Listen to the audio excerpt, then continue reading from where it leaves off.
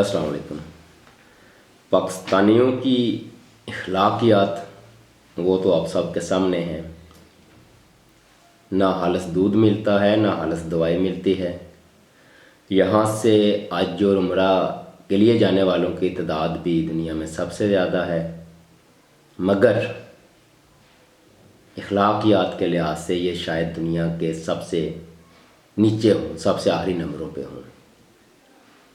हाल ही में एक रिपोर्ट आई है साइबर क्राइम विंग के जो डिप्टी डायरेक्टर हैं महमूद हसन साहब, उन्होंने कुछ हक़ाइक़ सामने रखे हैं, उसी पे आज बात करते हैं।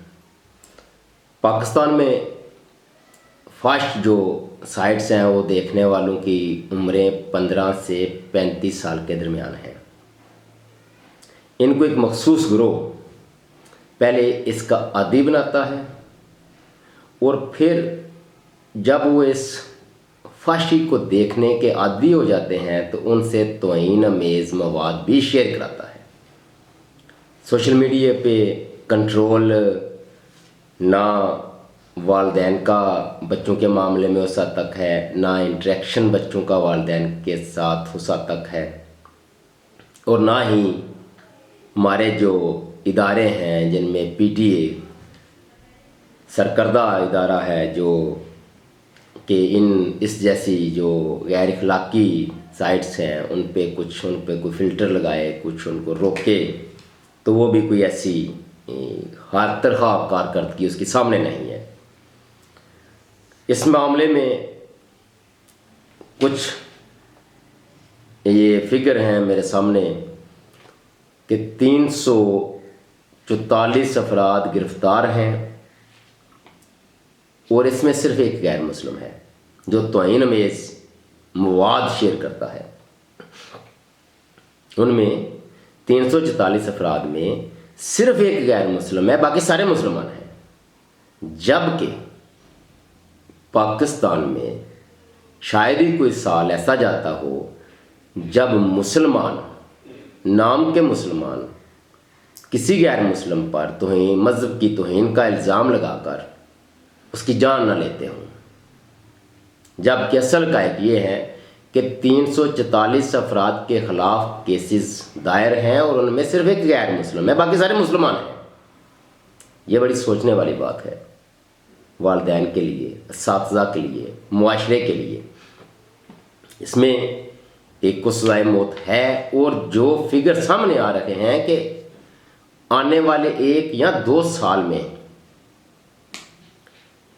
इसमें आने वाले 1 या 2 साल में कई 100 अफराद को सज़ाए मौत हो सकती है, क्योंकि 295C की एक ही सज़ा वो सज़ाए मौत है। अब इसको साइड पे रखते हैं और फिर वापस मुआशरे की अखलाकियात पे आते हैं। एक मुसलमान मुआशरा, एक इस्लाम के नाम पर हासिल किया गया मुल्क, उसकी अखलाकियात ये कैसे गिर गई इतनी? कौन कौन कसूरवार है इसका? अरबाब इख्तियार, हुकूमतें, लीडरान, अवाम, असातिज़ा, मुआशरा, कौन है इसका ज़िम्मेदार? यकीनन ये सभी ज़िम्मेदार हैं, मगर सबसे पहली ज़िम्मेदारी बहरहाल वालिदैन, उसके बाद असातिज़ा, उसके बाद मुआशरे की आती है। क्योंकि जैसा दूध होगा वैसी ही बलाई होगी। मुआशरा अच्छा होगा, उस पर हुकूमत करने वाले अच्छे लोग होंगे। अगर आज हम पाकिस्तानी जब ये कहते हैं कि हमारे हुक्मरान चोर हैं, करप्ट हैं, बददियानत हैं, तो इसका एक मतलब और भी निकलता है कि नीचे अवाम भी उतनी ही बददियानत, चोर और करप्ट है।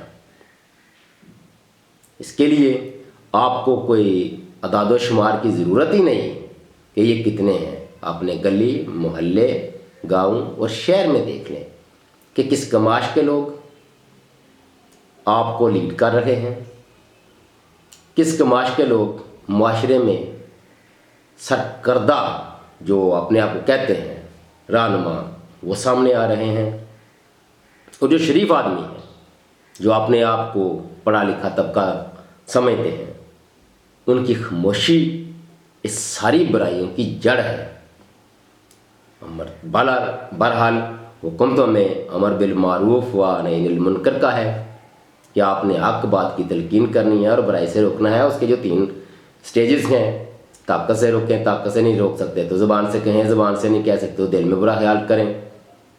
مگر معاشرے میں اجتماعی طور پر کیا اس کے الٹ نہیں ہو رہا؟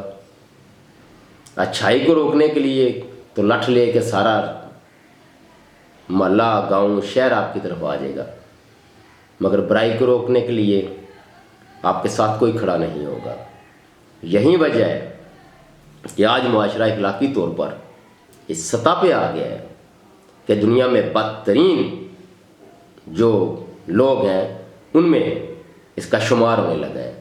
ایسا نہیں ہے کہ یہاں اچھائی نہیں ہے، اچھائی ہے لیکن وہ دبی ہوئی ہے، اور اس اکثریتی جو اچھائی ہے اس کی خاموشی نے معاشرے کو اس نیچ پر پہنچا دیا ہے کہ برائی نہ صرف سر اٹھا چکی ہے بلکہ ازدہا بن چکی ہے، اور وہ معاشرے کی اچھائی کو نگل رہی ہے۔ یہ سوچنے والی بات ہے۔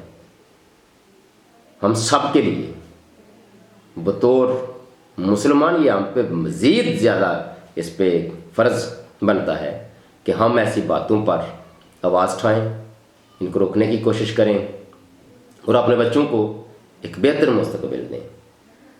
اس پہ ضرور غور کیجیے گا، اس پہ سوچیے گا، اور جتنا بن سکتا ہے اپنے تئیں کوشش بھی کیجیے گا۔ اب تک کے لیے اتنا ہی۔ اللہ حافظ۔